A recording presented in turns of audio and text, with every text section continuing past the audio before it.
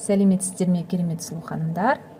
Бүгін біз барлық тек бетіне нәрлендіретін, ағартатын, керемет маска жасайтын боламыз. Бізге керегі жұмыртқаның сарысы және лимон шырыны, 1 шай қасық лимон шырыны. Жұмыртқаның сарысын жақсылап тұрып араластырыңыздар, көпіргенше. Сосын 1 шай қасық лимон шырынын қосасыздар. Сосын 15-20 минутқа бетімізге жағып қоямыз. Масканы бетке жақпас бұрын беттеріңізді жақсылап тазартып алыңыздар. Масканы бір ғана қабат жағыңыздар беттеріңізге. Себебі 2-3 қабат жағатын болсаңыздар, жуған кезде кішкене қиналып қаласыздар. 15-20 минутқа беттеріңізде қалдырасыздар. Сосын жылы сумен жуып тастайсыздар.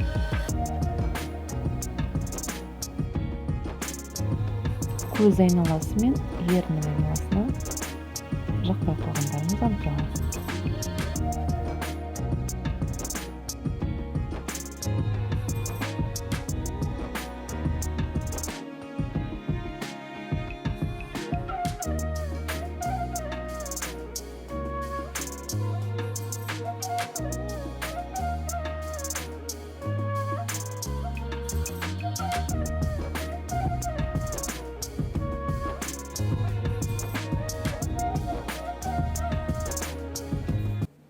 Мен жуып тастадым, жақсы нәрленген.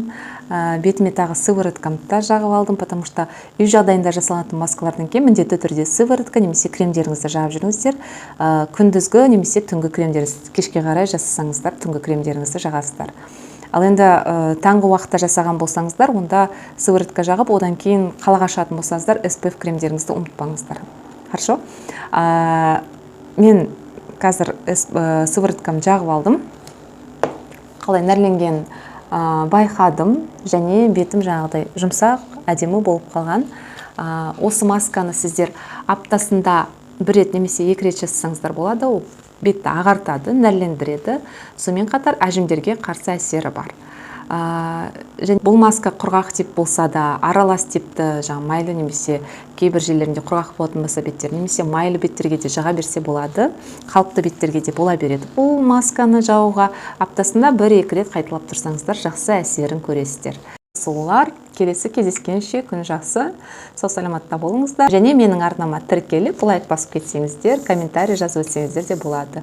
Мүмкін сіздер үй жағдайында басқа да маскалар жасайтын шығарсыздар. Беттеріңізге өте жақсы көмектесетін. Комментарийді жазып өтсеңіздер болады. Жақсы, мен сіздерді сүйемін, сау саламатта болыңыздар.